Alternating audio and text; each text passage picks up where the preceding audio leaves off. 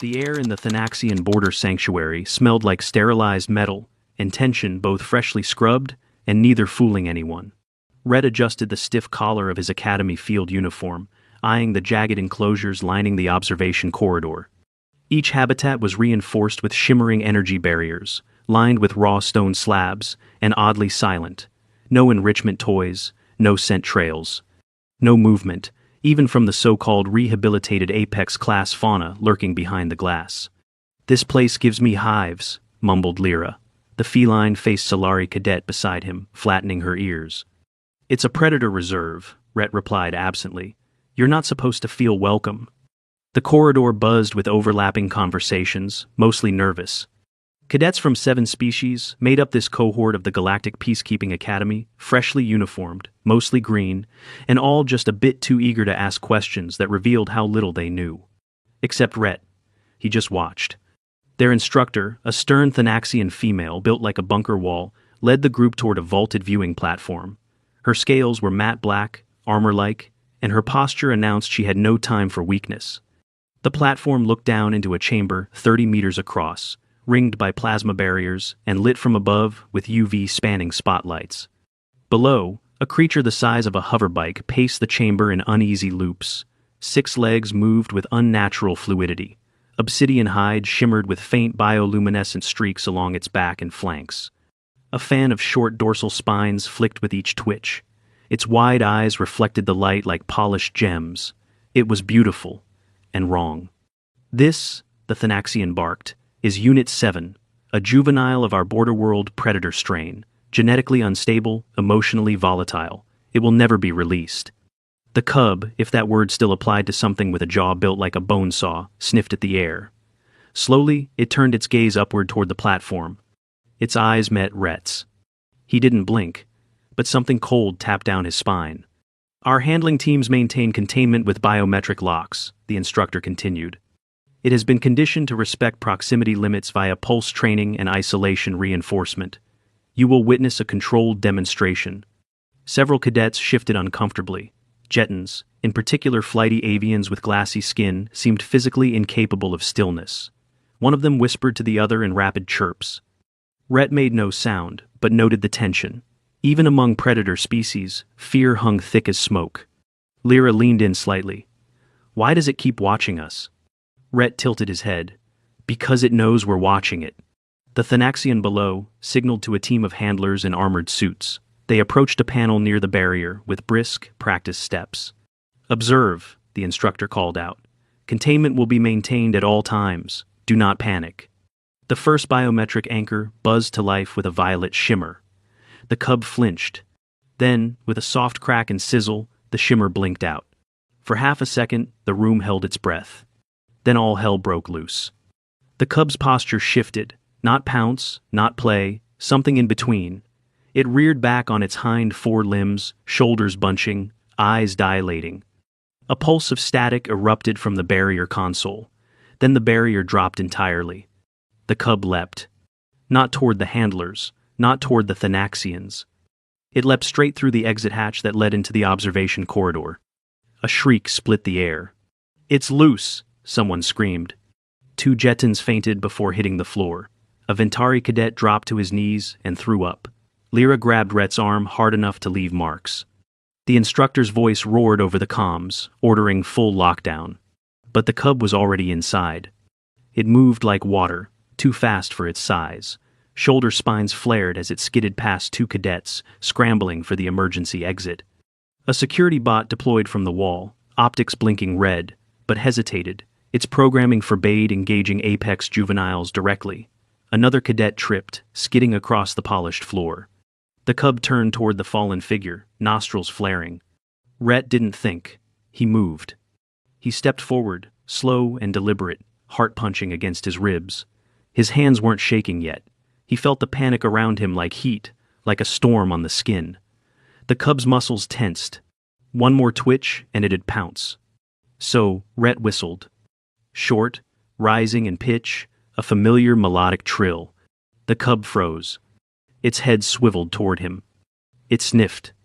The predator took a step, then another. The clatter of panicked claws behind Rhett faded into silence. Even the bots paused mid-deployment. The only sound left was the thump of the cub's heavy footfalls on steel. Then it sat. Right on Rhett's lap. With a heavy chuff that shook Rhett's chest, the predator curled its bulk around him like a giant armored house cat. The pressure made his legs ache immediately, but he didn't move. He didn't dare. The cadets stared, dumbstruck. The Thanaxian instructor didn't speak. Security teams flanked the entrance, weapons raised but unused. The cub yawned, revealing double-jointed jaws and a mouth like a bear trap. It gave a low, contented chirp and nudged its blunt muzzle against Rhett's side. Rhett exhaled slowly. Someone's not getting enough enrichment time. 10 minutes later, he was still sitting there, stroking the cub's side with careful, measured pressure, as medics tried and failed to get close. The instructor's voice came in over comms, low and tight. "Do not attempt to move. Do not provoke. We are preparing sedatives." "No," Rhett said firmly. "Don't. You'll undo the imprinting. She is not imprinted. She's curled around me like a weighted blanket. Pretty sure the imprinting ship has sailed." The Thanaxians weren't amused. Eventually, the cub stood of its own accord after Rhett whispered something else under his breath and allowed itself to be coaxed back toward the containment handlers, albeit with visible reluctance. The moment its tail vanished around the corridor bend, Rhett's legs gave out. Medics caught him before he hit the floor. "Do not sedate me either," he mumbled as they checked his vitals. "I'm not hurt." "You've got early-stage compression bruising on both femurs," the medic replied. "You sat under the weight of a 200-kilogram predator for 10 minutes. "Yeah," Rhett muttered. "That tracks." They gave him an ice pack and told him to lie flat. He refused. The next 2 hours were a blur of decontamination, biometric scans, and escalating levels of security clearance he didn't know he had access to. Rhett kept quiet until they hauled him into the debrief chamber, a windowless room with too many surveillance nodes and one very angry Thanaxian command handler. "How did you neutralize the threat?" she demanded. "What is that sound you used?" "A whistle." "It obeyed a whistle?" "It obeyed a conditioned cue reinforced by emotional desensitization and trust-based familiarity," Rhett said. "But sure, let's call it magic if you want." She paced. "You have military animal training?" "Worked summers at a xenological preserve in the Sierra Continent Range," Rhett said. 4 years before I got accepted into GPA, specialized in cross-species behavioral adaptation and trauma therapy." The Thanaxian's tail twitched. "You believe this predator has trauma?" "It's locked in a sterile box, with no enrichment, no stimuli, no routine, and no bonds. Of course it has trauma. You're keeping it alive, not raising it." She hissed low. "You're raising apex predators in isolation tanks," Rhett said, sitting back, exhausted. "On Earth, we call that a lawsuit waiting to happen." No one spoke. Eventually, the instructor entered, silent and simmering. She stared at him for a long moment. Then she muttered, low enough that only he heard, "You are dangerous." Rhett looked at her, tired but calm. "No, I just understand things with teeth." The next morning started with a limp. Rhett shuffled through the sterile halls of the Thanaxian Sanctuary's south wing, a dull throb spreading from both thighs down to his knees. The compression bruises were mild. The medic had said no fractures, just tissue damage, but he moved like a man twice his age. The provided cold wraps were already warming uselessly against his skin. "You shouldn't be walking," said Juno, the Ventari cadet who'd thrown up during the incident. He kept his distance, translucent ears flicking nervously. "You could exacerbate the injury." Rhett didn't answer. The pain was real, but it grounded him. He walked slower than usual, nodding occasionally to passers-by, mostly Thanaxian handlers, who stared and didn't return the gesture. He couldn't blame them. Word had spread fast. The apex cub now responded only to Rhett. The handlers were furious, embarrassed. More than a few had tried re-establishing their authority over the creature after containment was restored the night before. None succeeded. 3 had been warned off with low growls. One handler, a tall male with seniority ribbons carved into his scales, had pushed further. He'd tried a sonic prod. The cub hadn't attacked. It had simply gone rigid, stared straight at Rhett on the other side of the viewing glass, and refused to move until the handler left.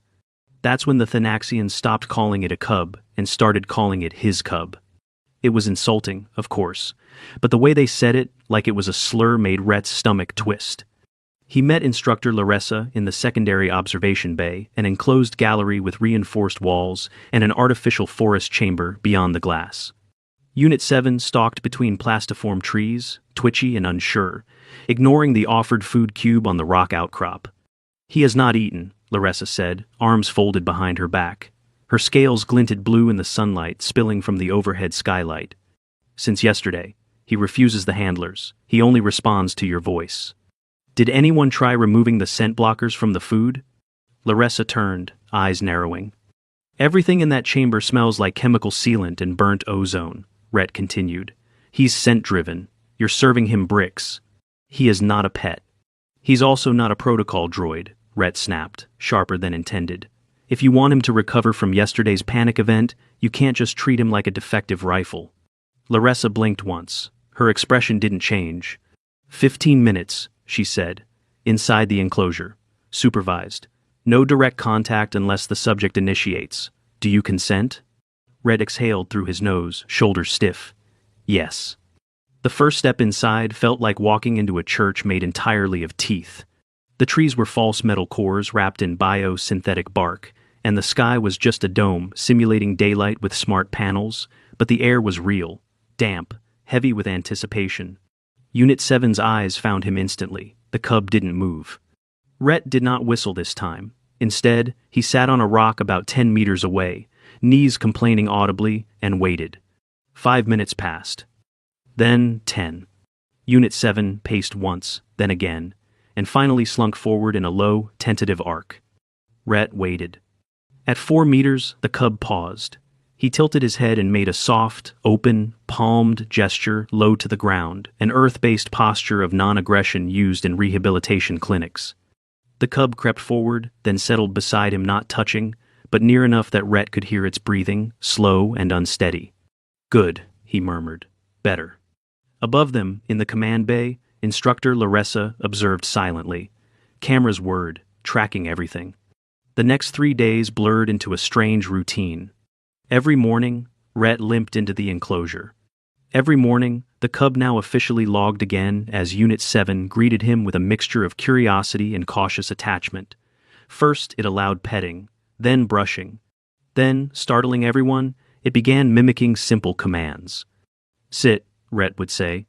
The cub would hesitate, then slowly fold its legs underneath, rump hitting the reinforced floor with a soft whump. Positive reinforcement came in the form of scent-activated reward dispensers, modified Earth tech shipped in overnight by diplomatic request. The Thanaxians initially bristled at the intrusion, but the results were undeniable. By day 4, Unit 7 was playing fetch. "It's not fetch," Rhett clarified as Juno filmed from behind the glass. "It's object tracking and return behavior with reinforced recall cues. Fetch implies he enjoys it." "He brought the ball back 3 times, Juno said. "He enjoys it." Rhett rubbed his temple. "Let's just say he's less miserable doing it than sitting in a dark corner chewing on his own tail." The cub dropped the textured sphere at Rhett's feet and looked up expectantly. Rhett tossed it again. This time, the run was smoother, more playful. But there were setbacks, too. On the second afternoon, a visiting dignitary, a Jehetan military attaché, insisted on observing a training session. He wore a pungent cologne and stood too close to the glass. Unit 7's demeanor changed instantly. The spines along its back stood rigid. Its mouth trembled. A low rumble formed in its chest. Rhett noticed it too late. He moved forward just as the cub lunged not at him, but at the viewing window, jaws spread, slamming into the transparent barrier with a shuddering impact. The dignitary squawked and fell backward. Rhett turned sharply and snapped, "Out! Now!" The handlers removed the visitor immediately. Rhett didn't raise his voice again, but the tension in his spine lasted the rest of the day. That night, Unit 7 refused to eat. "I missed the trigger," Rhett admitted during debrief. He was overwhelmed. Too many new variables. "I should have seen it earlier." "You blame yourself?" asked Laressa, arms folded. "I am responsible for him in the enclosure," Rhett said. "I'm not here to show off. I'm here to help him survive, you people." The Thanaxian said nothing, but her expression shifted just slightly. By the end of the week, the class was invited into the secondary enclosure chamber, smaller, safer, controlled, 1 cadet at a time. They wore neutral gray suits, carried no electronics, and followed strict protocols. Rhett gave each of them a full behavioral briefing and a demonstration. His voice was calm, even, measured. But his limp hadn't improved much. "Are you really sure?" Lyra asked, adjusting the suit's wrist strap. "That thing almost killed us. If you move slowly, don't react fearfully, and stay in your posture, you'll be fine." "That's a big if." Rhett nodded. "I know." Unit 7 was already inside, tail sweeping the floor lazily. Rhett entered first. The cub rose and padded toward him immediately, head low, eyes bright. Rhett gave a short whistle and tapped the floor once. The cub sat. Lyra entered slowly. The room was silent. She took a few steps. The cub sniffed the air, blinked, and tilted its head. Lyra followed the guidance: one step, wait, one step, wait, until she stood within arm's reach. Rhett gave her a look. She extended a hand. The cub lowered its head and licked her glove. Lyra let out a breath she hadn't realized she'd been holding. "I think I peed a little," she whispered. Rhett grinned. Then, it was a perfect first meeting. More cadets followed over the next 2 days. Trust grew. The cub tolerated brushing, petting, even belly rubs briefly, and only from those it recognized. The handlers, at Laressa's stern request, began shadowing Rhett's methods.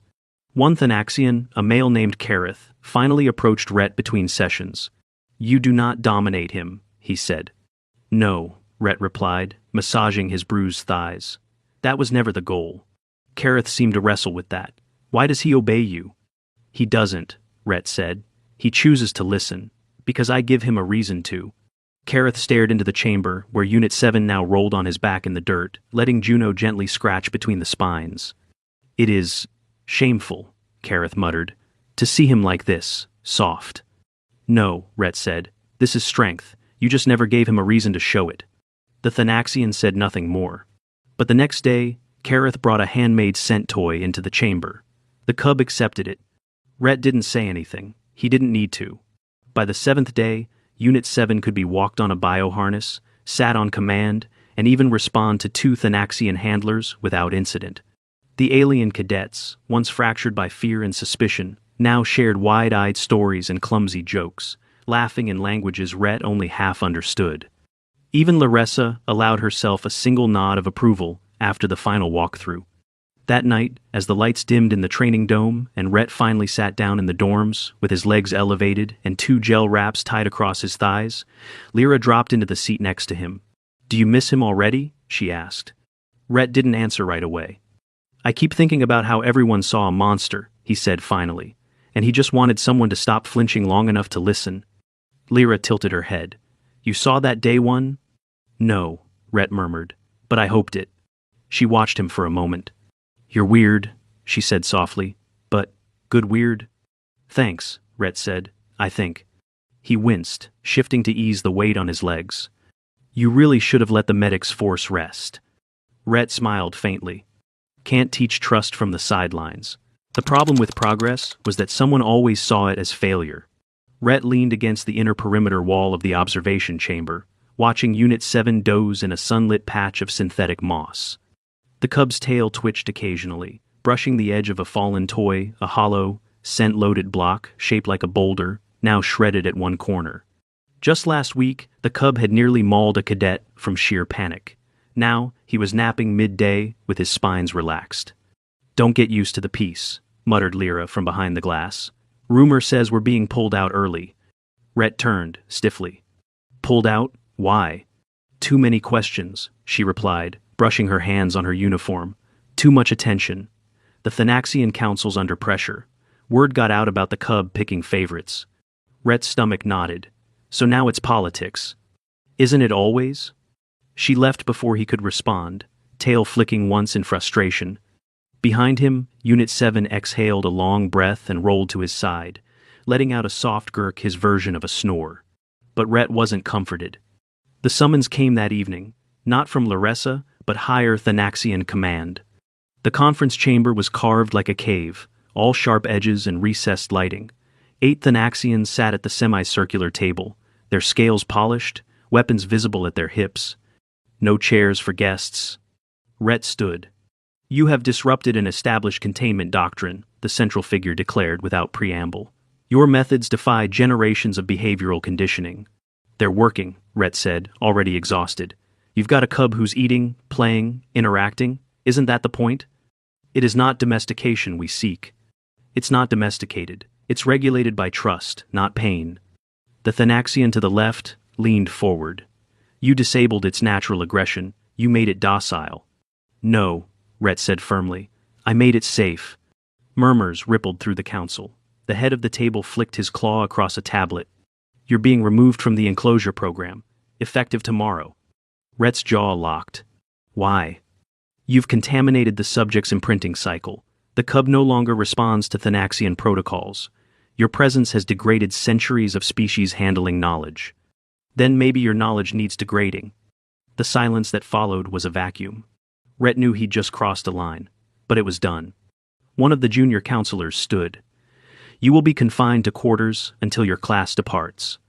And the cub? It will be reassigned for clinical observation, with proper neural conditioning reinstated. They were going to sedate him, reprogram him, erase all progress. Rhett's chest tightened, breath catching behind his sternum. You're going to break him. He was born broken, snapped the commander. Rhett said nothing. He turned and left before his temper did something unforgivable. He didn't go to quarters. Instead, he limped, slow, aching to the north hallway of the sanctuary, the long corridor that ended at the glass viewport overlooking the cub's night enclosure. No security was posted, just a locked panel. He palmed the console. Predictably, it flashed red. Access denied. He leaned forward, resting his forehead against the cool wall. Behind the glass, Unit 7 stirred.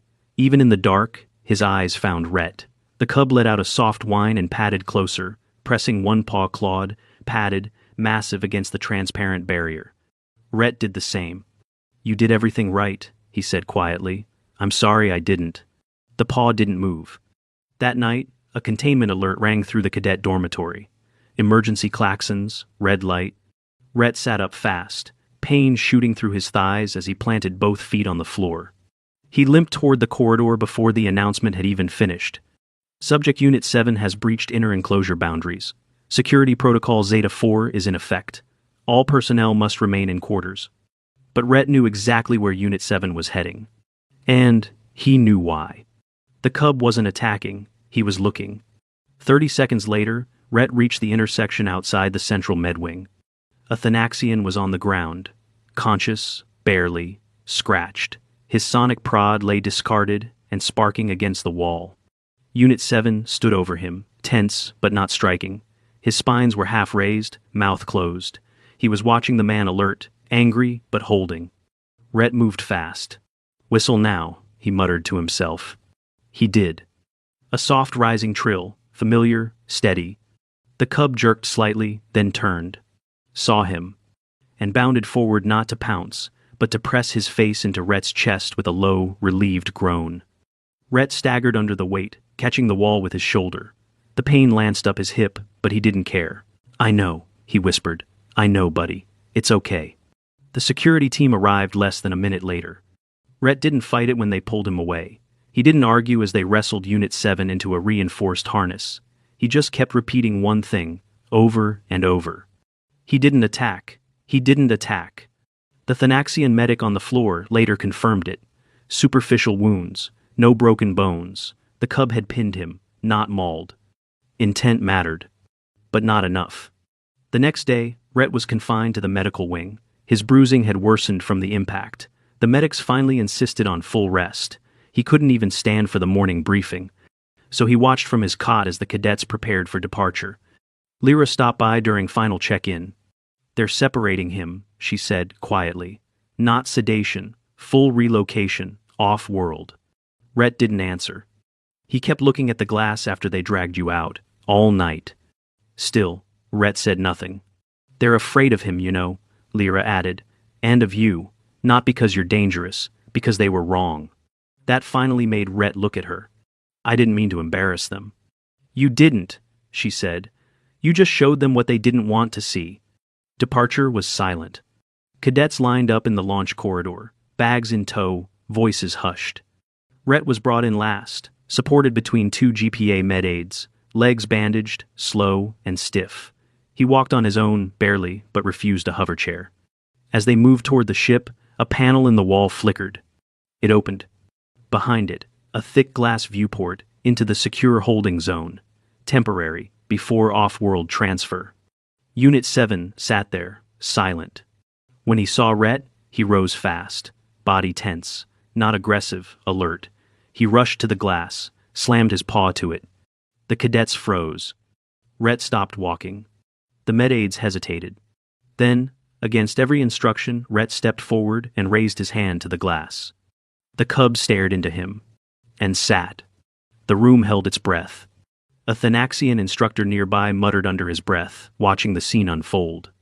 Humans are terrifying. Rhett turned slightly, not smug, not amused. Just tired. And honest. Nah, he said softly. We just got good at surviving things with teeth. The ship doors hissed open behind him. He limped toward them without looking back. The shuttle bay lights flickered as the cadet transport lifted off from the Thanaxian border sanctuary. Rhett watched the surface vanish below them, shards of dark architecture wrapped in containment domes and fencing grids, disappearing into mist. He said nothing the entire ascent. Across the cabin, cadets filled the silence with half-hearted chatter. Some replayed the event files from Unit 7's breach. Others stared out the viewports, eyes darting, thinking too loudly. Rhett sat with both legs elevated, knees bound in compression wraps, a datapad resting in his lap, but untouched. The medics had insisted he rest the whole trip. He hadn't argued this time. They were 30 minutes into orbit when Instructor Laressa's voice came through the intercom. Cadet Rhett, report to secure comms compartment. Priority level. Rhett raised an eyebrow. Lyra gave him a curious glance. He sighed, shifting his legs down carefully. Apparently I'm not finished disappointing important people. The secure compartment was a small, soundproofed chamber lined with hardened panels. The only light came from the holoterminal, already active. To his surprise, the face that appeared wasn't Thanaxian. It was human, late 40 seconds, military buzz cut, sleepless eyes, GPA insignia on her shoulder. Cadet Rhett, she said without preamble. I'm Commander Maddox, Behavioral Sciences Division. He blinked. Didn't expect Earth to dial in. You drew attention, not just locally. Diplomatic probes, inquiry requests, 3 separate incident reports. Rhett leaned against the wall. I'm guessing none of them painted a flattering picture. Mixed at best, Maddox admitted, but we're not concerned with flattery. She tapped something off screen. A side panel opened on the console. Rhett's training logs began to scroll his field notes, sensor recordings, interaction analytics with Unit 7. Every minute had been archived. We've been watching the footage, Maddox continued. Review board included 3 xenopsychologists and 1 trauma rehab specialist. Consensus was unanimous. Rhett's jaw tensed. That it was a mistake? That it was unprecedented success? He stared. You de-escalated a Thanaxian apex juvenile using Earth-based protocols adapted in real time, she said. Your methods were high risk, low authority, and wildly out of regulation, and they worked. I didn't... You were also injured. Multiple soft tissue contusions, disobeyed medical rest orders, argued with command, questioned policy in a classified council. So what is this? Rhett asked, voice low. Commendation or court-martial? Neither, Maddox said. It's a proposal. She pressed another command. The screen flickered. A blueprint appeared. Rhett frowned. That's not the sanctuary. No, it's Earth. Sierra Continent Preserve. We're retrofitting one of the southern domes for long-term xenobehavioral observation. We want to transfer Unit 7 there, with you.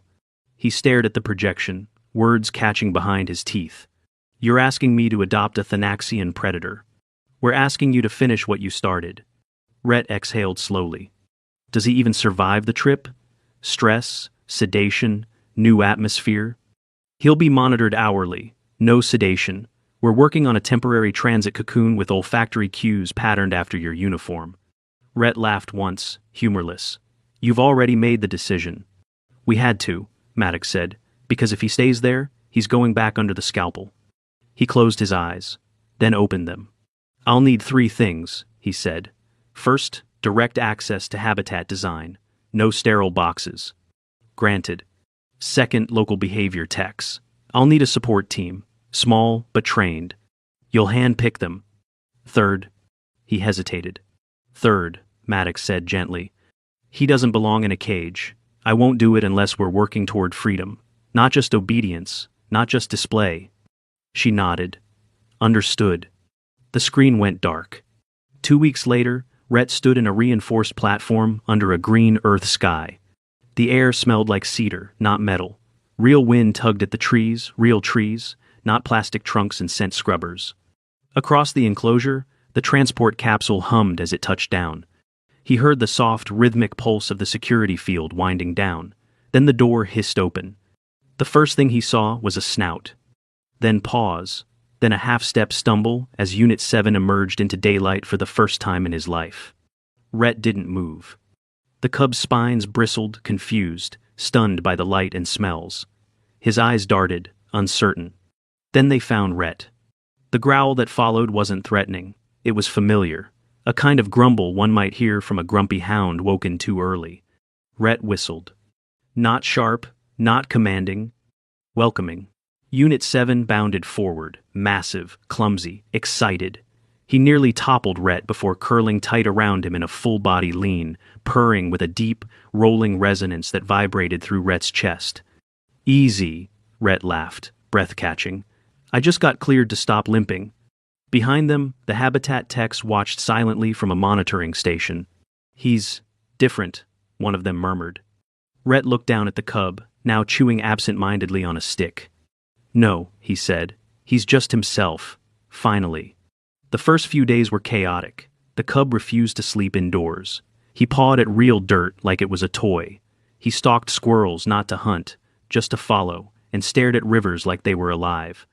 Rhett documented everything, logged every behavioral cue, mapped his scent patterns and rest cycles. But he also just sat with him. They watched sunsets together. Sometimes, the cub would doze with his jaw resting on Rhett's foot. It was too heavy.